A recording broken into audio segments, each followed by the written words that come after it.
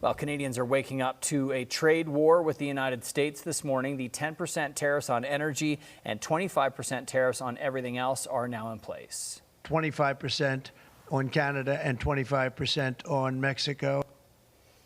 President Donald Trump says Canada's efforts to stop the smuggling of fentanyl across the border have fallen short.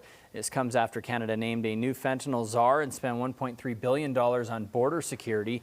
In response, Canada has enacted tariffs on $30 billion worth of goods immediately and on another $125 billion worth of American products in 21 days. Mason DePatie joins us now. Mason, talk about some of the reaction. Well, Jefferson, we're set to hear from Prime Minister Justin Trudeau in just a half hour's time.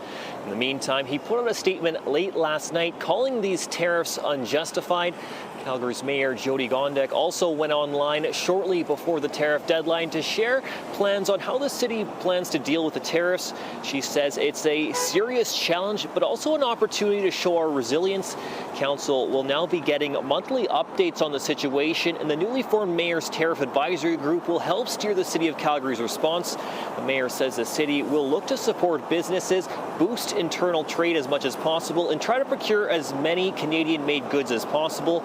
In last week's provincial budget, the finance minister laid out 3 scenarios for tariffs.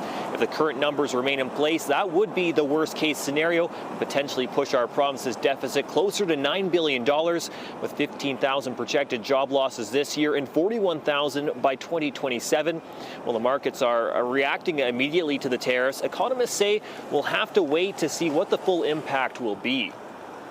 We export a third of our GDP to the US, so even 10% on one of our biggest exports still makes Alberta one of the most affected provinces. Most of the things that we send to the US will feel that in the form of slightly lower demand for the things that we used to provide to them as consumers there shift into other things.